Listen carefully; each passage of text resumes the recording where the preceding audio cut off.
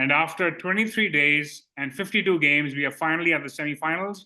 Welcome to the shiny side. I'm your host, Faris, and we have with us to talk about it, Imran Aslam from Bahrain. Imran, welcome to the show.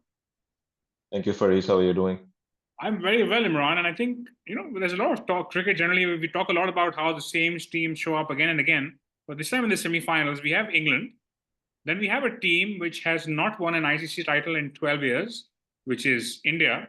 We have a team that has never played an ICC final in South Africa, never won a semi-final, which is South Africa again. South Africa. And then we have a team that's never played a semi-final, even qualified to one, which is Afghanistan. So unless England wins it, something's going to give in the cricket world in the next 4 days. Yeah, that's interesting. Yeah, I mean, I was trying to, after I found out Australia got knocked out, right? I was trying to remember when was the last time we saw a tournament without Australia, New Zealand, or Pakistan in the last four. And there have been very few ICC tournaments, I think, all along in which combination of Pakistan, Australia, and New Zealand, all three have not played the last four. So it is a very, I think, different World Cup this time around. But it's good to see a change in things. I mean, yeah, this World Cup was meant to be the 20 team one, the biggest one ever. I think we've seen some, I guess the associates haven't necessarily disgraced themselves, right? I think they've done all right. USA obviously making it Super 8s, Yeah, of course. which we've spoken about. So I think it's been a good change that way for sure. Yeah, definitely it has been. And I think we've had at least three teams who probably you wouldn't have expected to be in the Super 8 that were in the Super 8, right? Yeah. Bangladesh, Afghanistan, and the USA. So it's been very different from what people expected. People expected that the first round is just going to be completely boring. And we already know who the 8 teams are, and we already set the seeding for them, and we already know what the Super 8 games would be. But it was very different from that. So before we get into the two semi-finals, of course, there's India will play England at Guyana, which is in Pakistan time at 7:30 p.m. on Thursday. And then there is South Africa playing Afghanistan earlier that day. So it's 5:30 a.m. in Pakistan, depending on where you are in the world. It could be earlier or later. But before that, just a quick word on the Giants, Australia getting knocked out last evening, depending on where you are, last evening or this morning. Australia, of course, lost to Afghanistan a couple of days ago. They lost to India yesterday. They got a hammering, in fact. And then Bangladesh had to beat Afghanistan to let Australia go in, but they weren't able to do that. So I guess very briefly, where do you think Australia went wrong? Do you think, their fielding's been talk of the town, 70% catch efficiency, which is the lowest in the top 8 teams. Is it selection, not having someone like Steve Smith in these low-scoring games, not picking Jake Fraser-McGurk? How do you see that? Where do you think they went wrong? Oh, I don't think it's, I wouldn't fault the selection. I mean, yes, and you can debate Steve Smith and maybe, but I don't think so, right? I mean, they had a couple of bad games, especially the Afghanistan game. That was, I think, a complete disaster for them. Normally, you don't expect Australia to slip up against, underdogs or non-top teams, but they did. And I don't know if it was a case of them taking lightly, Afghanistan coming up and outperforming themselves, or a combination of the two. But obviously, the Afghanistan game was a big loss for them, and that played a big role in the knockout, in them being knocked out. Against India, I mean, honestly, they came up with Rohit in the form of his life. Rohit played probably what is one of the best T20 innings I can remember watching. It was just absolutely unbelievable batting from Rohit. When Rohit is in this kind of form, which happens from time to time, he's very hard to stop. I think Australia just came up against the wrong side of that. Also, I think India has a tendency to kind of slightly freeze in these big pressure matches. But yesterday was a brilliant situation for them because the incentive was high, but there was no risk. They wouldn't get knocked out, right? So they could go all out. Incentive to take Australia out of the equation, but there was no risk for them because they would still go on into the semi-final even if they lost the game most likely. So I think it was a good situation for them also. But there was a bit of a risky situation because severe loss could have actually knocked India out. And they knew that it's a batting track, and they knew that Australia is going to come out all guns blazing when they're chasing. So if India had put on, 140, 130, there is a chance that Australia could actually have chased that down in 15 or overs or something like that and knocked India out. So there was a risk factor, not very high, but there was a risk factor at play. I think just the way Rohit played. And to what you're saying, that India kind of has had a tendency of not doing too well in these situations over the past. After the first 2 overs, I was like, okay, India kind of seems to have gone into a shell, 6 for 1, I think, at the end of 2 overs. And then suddenly, ball 1 off over 3, Rohit decides to hit Stark for 2 6s, and that just turned it around. And there was no looking back. I think essentially at that point, you're like, there's no way Australia is chasing this in 15 overs, right? That was just not going to happen. even at the end of the third over. But I guess before we get into India, England, and Guyana, right? So I think this small thing, there was this before the rules tournament started, ICC had highlighted that if India made it to the semi, they would play at Guyana regardless of where they finish in the group, right? And the idea there was a lot of people have said it's unfair. And I don't love these equations which put some people at a disadvantage or an advantage. In India's case, they knew where they'll play at Guyana. It is the most spin-friendly ground in the West Indies, or considered to be. So you can say that perhaps it helps them. Having said that, they also go into the final with 1 day less of rest, and they only have 1 day in the middle. They have to take a flight. So I'm not sure if it's an advantage, but India knew that if they would qualify, they would be playing in Guyana. And they now play England there. And before we even get into the cricket, the weather forecast at this point is horrific, where it looks like there may not be a game at all that day. And they have, I think, an extra, there's no reserve day for the semi-final, by the way, there is one for the other one, but there is some extra time. So I think they have about 250 extra minutes, which is what, 4 extra hours to let for, in case the game goes on. But the weather's not looking good. So let's hope that we have a game, because it would be not really the best. At the moment, that's looking like the marquee clash right now, and we would hate it for that to be washed out. But looking at it would be very unfortunate if it did get rained off. But just to make sure our viewers know what the situation, if it does get rained off, that means India will go through the finals by virtue of having qualified first in their group.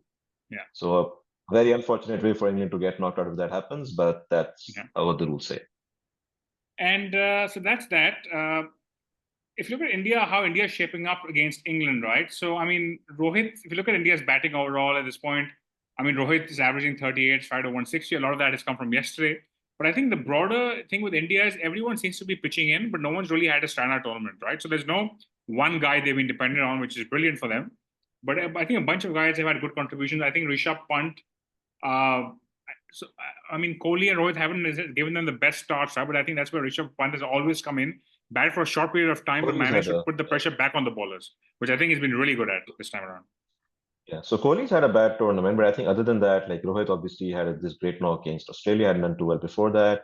Pant's done well. Sky's played a couple of good knocks. Hardik has done well with the bat, which has been a big plus for India. And I think this is kind of part of their strategy. Like I remember Rohit saying in one of the previous games that it doesn't matter if you get 50s or 100s. What matters is that you keep putting the bowling side under pressure. And that's the way we'll play. They want everyone to come and contribute, be it 15, 20, but quick runs and help them get to good scores. And they've loaded their batting up. They're batting all the way down to eight with 4 all-rounders in the side. So they've loaded their batting deep.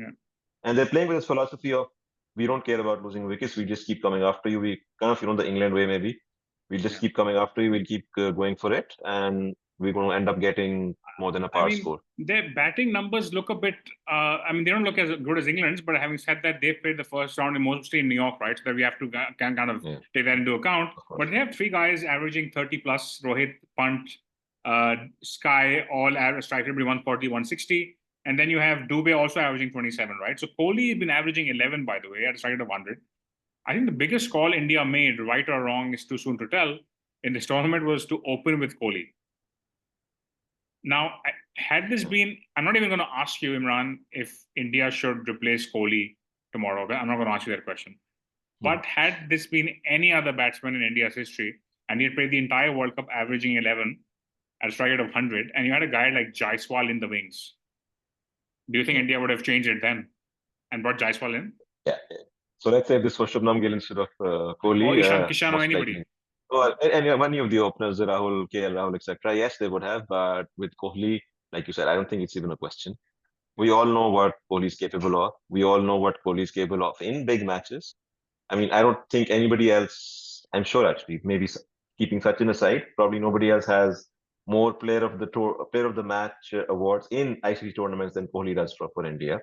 So we know what he's capable of, right? And he's done it against the big teams. He's done it in big crunch matches. So no way. I don't think it's even a question. Okay. And I guess India's balance, I think, has been, like you mentioned, this has been good, right? Because they've been playing 2 spin all-rounders essentially in Jadeja and Akshar, and 2 quick pace all-rounders. Well, Dubey hasn't bowled much, but Dubey and Hardik Pandya. If you look at how the bowling is shaped up, so they have left out Siraj and brought Kuldeep in, which I think has made them, they always picked 4 spinners, and you were wondering why they were doing that. But they're now playing 3 of them in every game since they've come to the West Indies, especially. They've got Kuldeep in, he's been doing really well. And Yeah. so you think they will, bowling wise, go with the same mix, or they may bring in Siraj for somebody, or perhaps use Chahal for that matter? No, I think they'll keep the same mix. It was always like, part of their plan, I think, that Kuldeep is going to come in the West Indian leg of the tournament. They went in with the extra quick on US pitches because they were different pitches, but I think it was always their plan to bring Kuldeep in. Kuldeep's bowling well. I don't think there's any way he's going to be dropped. Having the three spinners in the mix allows them cushion, right? Because like Jadeja had a bad one with the ball, he only one over, so they could still afford to bowl Jadeja for only one over and let Akshar and Kuldeep come in. So potentially they have 12 overs of high quality spin, if but they also have four quicks there, right? So they can easily, Yeah. including And Dubey that's a and that's a nice segue Pandya. into my next point. I think the only guy other than Kohli who struggled really badly is Jadeja. His bowling has been off. He's barely scored any runs, and the unthinkable happened yesterday. He dropped the catch. So Yeah, he's been having a pretty bad tournament. Again, not somebody. I mean, I think given that he's an all-rounder, there's no real backup for him anyway. But again, I think yeah. guys done enough for India over the years for him to justify a spot in the next two games, provided India gets two I games. think he has, and yeah, I think again it's about the balance that India is able to get by having all of these all-rounders in the mix, right? Because we talked about it even before that if India is opening with Kohli and Rohit, and they have Sky and Pant at number 3 and 4 in whatever order, that means their top four cannot bowl. So you have to have the next seven, at least six, if not all seven of Yeah, those have yeah, to be bowlers. So yeah. they need to have this four all-rounder mix, which allows them to bat all the way down to 8 as well. So I think none of the three all-rounders would be swapped out or Yeah. can be dropped from this combination right now. Yeah. If you look at England now, so England, again, the batting numbers look really good, but the caveat is they played in the West Indies throughout, never in New York or anywhere like that. But they've got Butler averaging 47 and strike rate of 160, Salt 45 at a strike rate of 166, Brook, again, averaging 120, by the way, only got out once, but 160 strike rate. Johnny Bairstow's had a good tournament. Liam Livingstone only averaging 20, but given where he bats, he's doing that at a strike rate of 184, which I think is a brilliant return for where he bats. So I think their batting looks pretty good. They have made one change halfway through the tournament. They've taken out Will Jacks at 3 and they've got Sam Curran in, essentially leaving a batsman out for an all-rounder. It may have cost them against South Africa the other day because they had Sam Curran batting at the end. He couldn't really get the ball away. So, And I think they corrected that in the next than game by bringing Jordan in to bolster the batting a bit, right? a little bit, right? But they still ended up with a bowler who can bat a bit more as opposed to having a proper batsman in there. Yeah. So I think otherwise, I think the side looks pretty good. I mean, I think their sole specialist spinner is Adil Rashid. They are playing in Guyana. There is Tom Hartley, who's never played a T20 for England, but again, he played the Test series against India recently. Left arm can bat a bit. But I think given that the guy's never played for England, I really doubt they'll pull him in for a World Cup semi-final. I don't think this is, the stage or the time to be making any big changes. I think for England, one of the biggest blessings has been Butler's return to form in the last game. Yeah. That was, I think, very crucial for England, and the innings that he played in the last game really, would really help them. So he's back in form. I think the only question mark again would be Jordan, whether he stays in or Karan, and if they hit the one of those two out for back for Wood. But I think Jordan adds an interesting mix. I mean, if you look at the initial squad they picked, right? So initial 11 they were picking. So they actually had both the Curran and Jordan out, and they had Mark Wood, who's a specialist out and out bowler. Then they had Will Jacks, who's again a batsman who can bowl a bit of off spin. Yeah. So they've left the specialist batsman out, left the specialist bowler out, and they've essentially got two bowling all rounders. That's what they've done with Jordan and Curran. So I'm not sure which way they're going to go for this. I mean, Will Jacks does bowl a bit of off spin, so that might be tempting. Having said that, India doesn't have that many left-handers, so maybe not really an option for this game. Yeah, so I think I would keep like Jordan. I think is an interesting one to keep because the Guyana pitch, as we talked about, it's slow pitch, ball doesn't come on. Jordan is good at bowling into the pitch, pace off, which is definitely going to be hard to pick over Wood. Like Wood potentially on a track like that, when the ball is not coming on, the pace can actually end up helping the batting. So would potentially I'd be inclined to keep Jordan in, but I think Will Jacks is an interesting one, maybe over Karan. He's not had a great tournament, right? And England do have a fair bit of bowling options, right? With Moin is there, Livingston is there as well, Okay. and Livingston has not bowled much, but again he can bowl and he can bowl both off spin and leg spin depending on whether he's bowling to lefties or righties. I mean, I But think I think they have the bowling option. it's an embarrassment of riches, right? Like, I don't think any other team would Yeah. leave Mark Wood out, to be honest. Yeah. Yeah, but I think I would be tempted to maybe strengthen the batting and bring Will Jackson So Will Jacks in, and or which one Karan. of Karan and or Jordan goes out for you? Karan goes out. I would I would drop Karan. Yeah, I would be tempted to do that. I think And because then would you play Jordan or would you play Wood? Jordan. Jordan, because again, like especially in the Guyana pitch, Jordan bowling into the pitch, pace off, etc., would actually be of help much more than Wood. So, like Wood is an out and out quick, yes, and an out and out quick, like I said, on a slow track, can actually end up helping the batting side, right? True. Whereas Jordan bowling his cutters, face off, cross seamers into the pitch can be hard to pick and get away. I mean, as I think of this game and how this plays out, I was going to ask you what the key matchups are. But immediately, when you look at how the bowling match up, right, I feel like Bumrah and Kuldeep against England is a much tougher proposition than any of the English bowlers, no matter who they pick against his Indian batting side. But how key do you think Bumrah and Kuldeep will be? And what do you think England will try to take them on, or they'll try to kind of play them out somewhat and then milk the rest? See, Bumrah, like he's playing in a different league, literally, it seems, right? Even like yesterday, his figures, phenomenal figures, right? So he's really obviously probably the best bowler in the tournament so far. But I mean, the way England plays, and given the number of options India have in their ranks, it's very hard to play out a bowler, right? Right? You can't say I'm going to play out Bumrah and let him bowl 4 overs for, I don't know, 20, and then also play out Kuldeep and let him bowl 4 overs for 20. So that means you have to hit everybody else for 12 and over, which obviously becomes very hard to do. So I think England will be looking to take him on. Butler up front is probably going to be looking to disrupt Bumrah's rhythm in the first couple of overs. They'll definitely look to take them on. And with Kuldeep, I mean, like like what we saw with the Maxwell yesterday, trying to innovate with the reverse sweeps against India spinner Akshar Patel, I think in this case. But if Butler's around when Kuldeep's bowling, Butler's definitely going to take him on with his sweeps, reverse sweeps. Most likely look to reverse sweep Kuldeep. Salt as well. So I think they look to take on Kuldeep for sure. But it will be a tough matchup for sure. Given the track, right? So again, the only game here that's had I guess you could say two strong teams playing, otherwise every game is involved one of the associates, was West Indies versus Afghanistan. Sorry, it was Afghanistan versus New Zealand, where Afghanistan made 159 and New Zealand was 75 all out. That's the only game where you've had, I guess, two major teams playing, which I'm looking at that as a benchmark. What do you think would be a good score for either side if they bat first? Day game, by the way. That was a night game. This is a day game. I think 150, 160 would be a good score on this pitch, right? Especially with spin coming into play in the latter part. I think it would be a good score. 160 or 160 probably a good score on this track. Yeah, my sense is there isn't the kind of track where 180 can be cheesed down easily. No, it's not a 180 200 track. Also, just one more caveat here: there hasn't been a game at this ground since the first 10 days of the tournament. So whether it's a fresh pitch or whether it's a rested pitch, we don't know that yet. We're going to see, I guess, in a couple of days. But it's going to be, we haven't had a game here after the first. Yeah, week. But also, if there has been rain around, the outfield might be slow. There might be some moisture on the pitch. All of those things will actually make run scoring harder as well. So the toss, I guess, both teams would opt to probably bowl first, but there'll be moisture to take advantage of. Secondly, it's probably hard to ascertain the pitch when there's been rain and stuff. So yeah, and also like again, Duckworth Lewis does give you an advantage batting second, right? True. So if there is rain around, you want to be chasing. Okay, so normally when I ask this question, there's two answers, but now there's three answers. Who would you pick for this game? Washout, England, or India?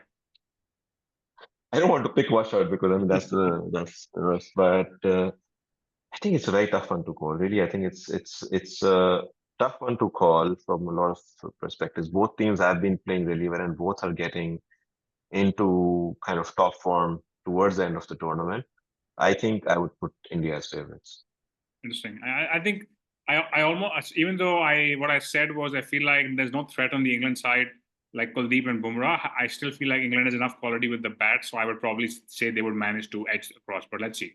It should be a fascinating contest They do provided we have have a game. quality for sure. Yeah. I think one thing we have not talked about is Adil Rashid, right? He's had a phenomenal tournament and he's been the guy who's controlled the game for England in the middle overs.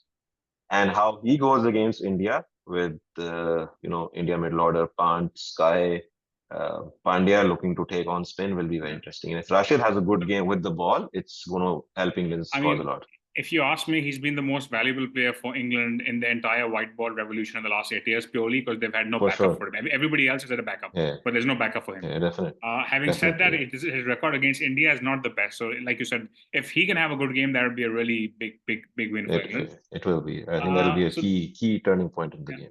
So that's the second semi-final. Let's go back to the first semi-final now. We have South Africa taking on Afghanistan and Trinidad. So I think before we go on, so I'm maybe getting ahead of myself, but I remember when we did previews for the ODI World Cup semi-finals. So we talked about, I remember I did Australia, South Africa semi-final. At that point, I was saying the winner of this semi-final is going to go on to win the tournament. I think I'd say the same thing this time as well. The winner of the first semi-final that we've talked about is going to be the second semi-final, the winner of England-India.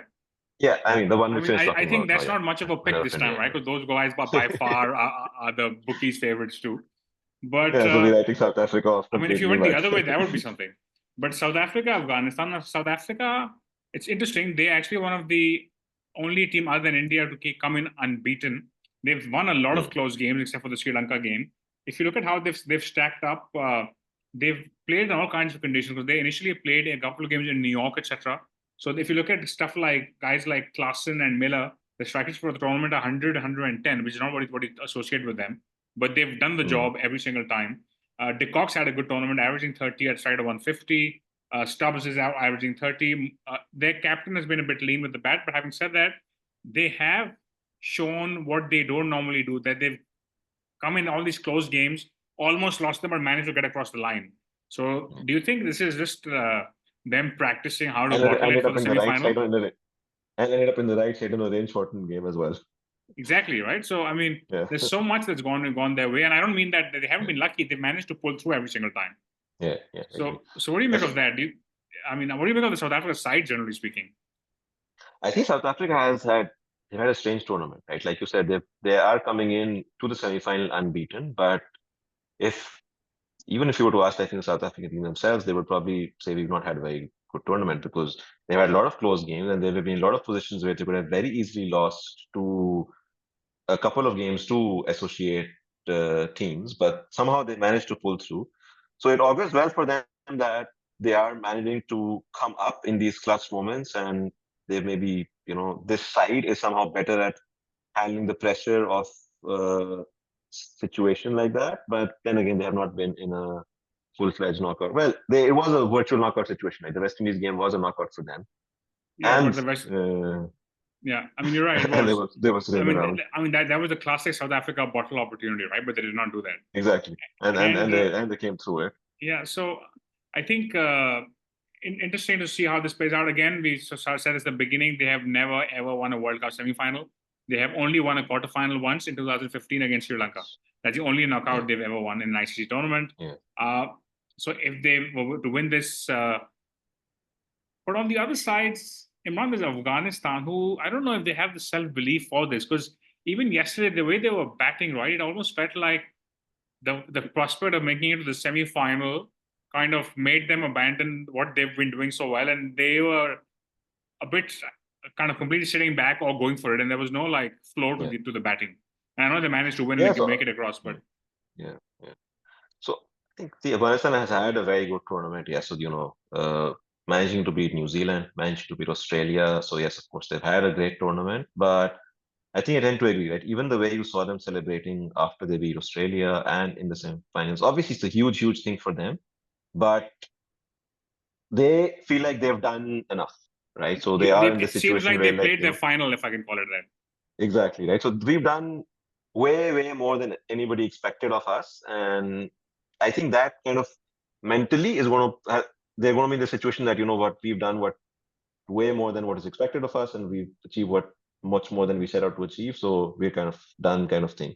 I think that potentially could go against them when they turn up for the Yeah. semi-final. I mean, I think the biggest challenge for Jonathan Trott, of course, the former England player who's been their coach for the last couple of years, would be to kind of make sure he brings that high down, get them to focus again. And because, I know it's the first semi-final, but the fact that they have South Africa is, with all due respect to South Africa, a big opportunity, right? Because it's a team known to It bottle is. these knockouts. So if you can get Yeah. your A game right and put them under pressure, anything can happen.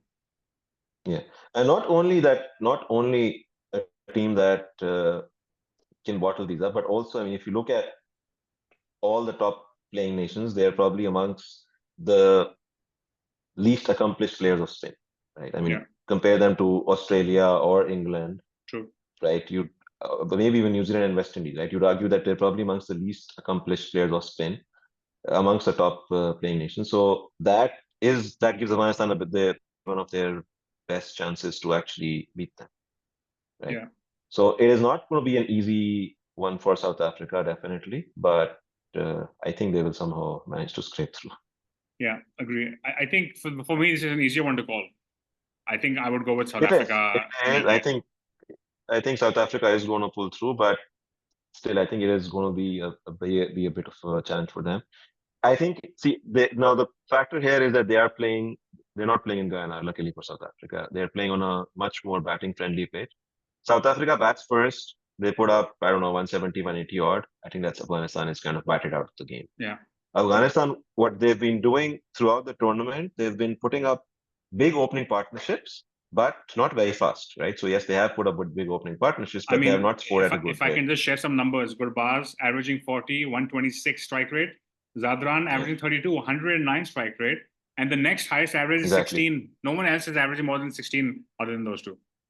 Yeah, so they put up two century partnerships, both of them. They put up a 50 partnership in the game yesterday, but they put up 50.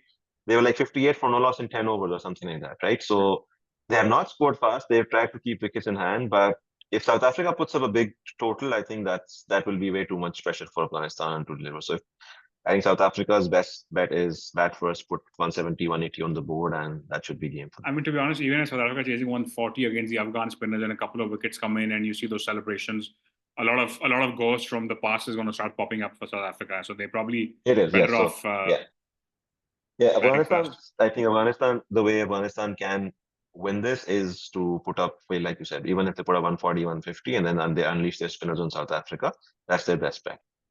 So I So think the on toss is going to be very crucial here. yeah. And South Africa's 11 now, so they drop Shamsi and then they bring him back and he gets a man of the match, and it's happened twice now. He was man of the match in the last game. Given that they are playing Afghanistan, of course, and we speak about how comfortable they are playing spin, do you see Shamsi staying in the 11, or do you think they're going to get one of the quicks or the seam all rounders like Bartman last time? I'd get one of the quicks. I don't think they'll play, but they stick with two spinners against Afghanistan. I think they would get the quicks in, and I'm a bit surprised that South Africa hasn't played Coetzee so far. Yeah. I mean, I'm actually a big fan of him, and he had a really good last World Cup. I He was mean, one of their key if you players. look at the preview we did, right? So South Africa is the one team where there's a very long list of brilliant batsmen and brilliant bowlers, but the all-rounder column is really short, and that's probably why, unfortunately. I think they prefer playing either a Bartman who's a CMO who can bat a little bit as well, or some kind of an all-rounder, and that's why they struggle with that. So they really struggle with the balance because Jansen is the only guy who's kind of holding them, letting them have five bowlers basically. But yeah. So I think either of Bartman or Coetzee coming in for Shamsi does make sense. Good stuff. So I guess we both made our calls. I think I guess we'll come back after the semifinals to talk about how it plays out. But is it too early to look a step ahead and see who we think could be winning this World Cup? I mean, I think I already called it, right? So the winner of India-England is winning the World Cup. That's I think we can call that. Yeah, I mean, it was an interesting point here somebody made. The format has been a bit strange. For example, India made it to the final without so I mean, they were almost in the final before yesterday's game, right? Who had they played? They had played Afghanistan, Bangladesh, Ireland, Canada, USA, and a below, very under par Pakistan. That's what they had played to qualify for those. So they've barely been tested, but again, yesterday was obviously they were tested against high quality opposition and they really came through. So I'm sure the fans are getting excited now.